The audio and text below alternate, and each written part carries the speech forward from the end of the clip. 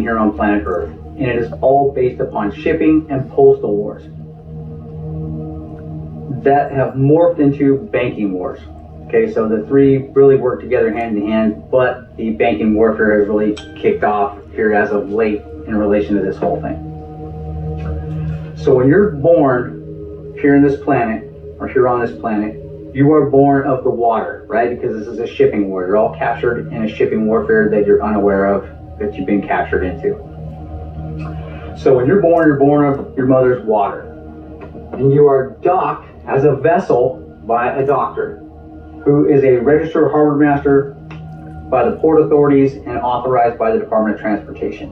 And when you are docked by the doctor, you are then harbored in the harbor in a vessel in dry dock known as a hospital, which is considered to be a boat parked on the land. Okay?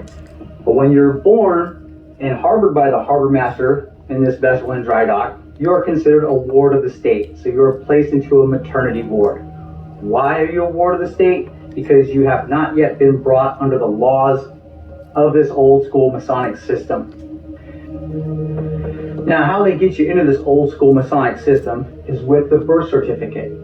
So you're considered a ward of the state or an outlaw because you're not yet under the laws of the old Masonic system until your mother signs the birth certificate.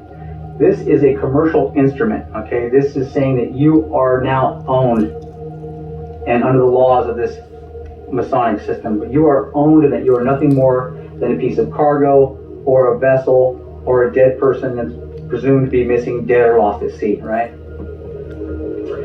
Once you're legged into this massive corporate construct, and it's a global construct, you are then subject to the laws of the state. State of affairs, not state of California or state of Nevada. We're talking global state of affairs. You're legged into the state.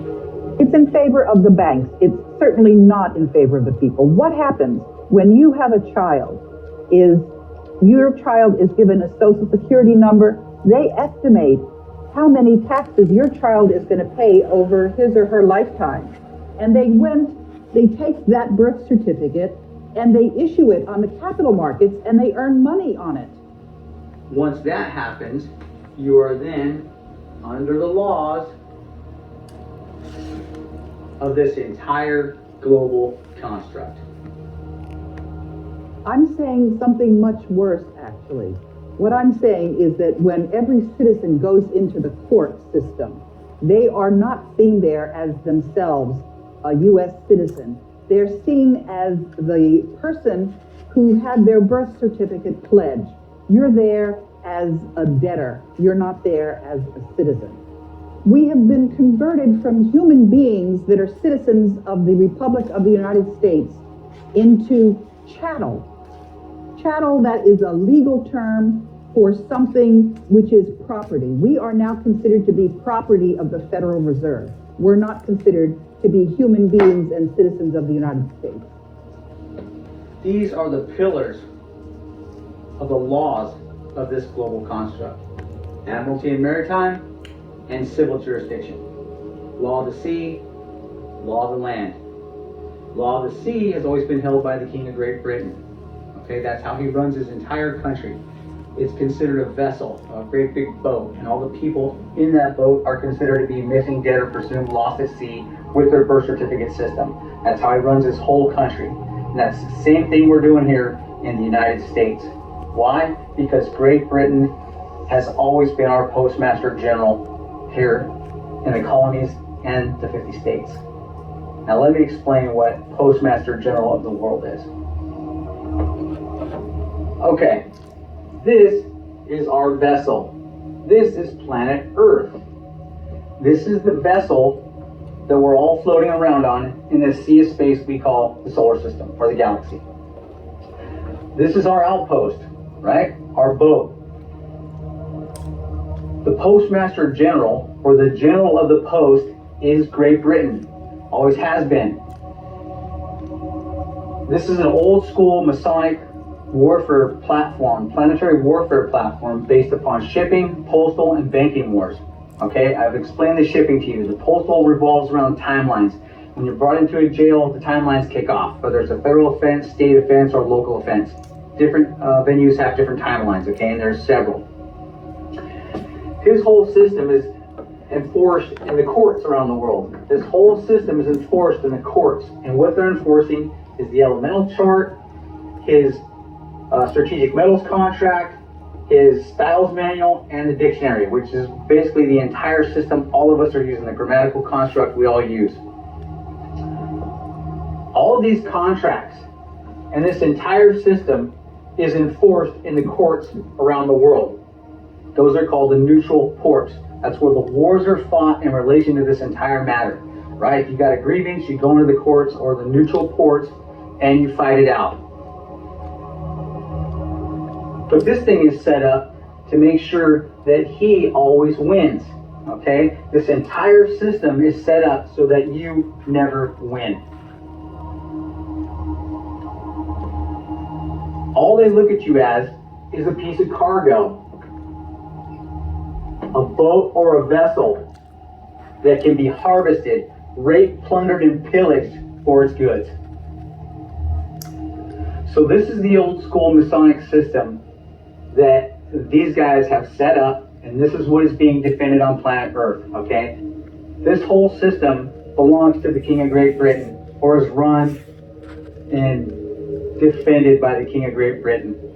Okay, so he is the Postmaster General of the world. All of the countries on planet Earth are utilizing and playing with this system, okay? Doesn't matter if you're in Russia, China, or Germany. If you get married here in the United States, you're still considered to be married in Russia, China, or Germany. If you get divorced, you're considered divorced all over the world, right? Because the courts are all connected. Everybody's playing this game. It's a big, old school Masonic system that they utilize to control the people and run the planet with. This is the old school monarchical system that commands and controls the entire planet, or at least is attempting to. All of the countries on planet Earth are utilizing this Masonic warfare platform, okay?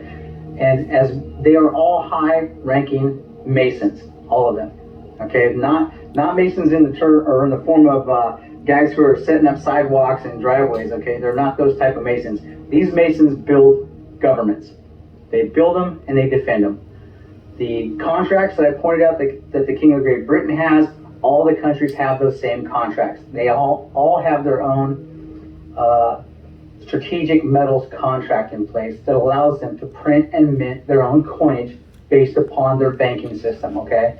Everybody has commodities that they trade around the world with each other, and that's what those banking systems are based upon. Oil being one of the biggest. And the King of Great Britain is the reigning monarch on the planet. That's why he is the Postmaster General of the world. What we're going to look at is where the crown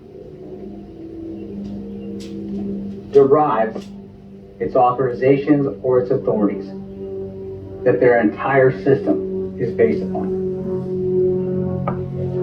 Okay, real quick, let's go back and recover some American history, okay? Back when the colonies were founded, there was 13 colonies originally. And before the American Revolution broke out, our post office was the Philadelphia, Pennsylvania post office, the Benjamin Franklin post office, okay, or postal court, which is here. And once the American Revolution had broke out, the king had cut off our ability to conduct international trade and commerce out of that post office because we went to war against Great Britain, right? So the war, all wars vacate that kind of contract. So our shipping was cut off. After the American Revolution, we couldn't open commerce back up through this post office because we owed 1.6 million francs to the French for funding the American Revolution. So at that point, the King of Spain and the King of France argued over who was going to be the Postmaster General here in the United States to open it up to international trade and commerce, right? Spain said that they had found America first. Christopher Columbus had discovered the New World first, and so they have rights to it. France said that without loaning America the 1.6 million francs, the United States wouldn't even be open for capture. But the King of Great Britain, still being the reigning monarch in the world, said, those are my people, and I'm going to put my post office in up there and open this thing up to trade and commerce. You guys need to stand down.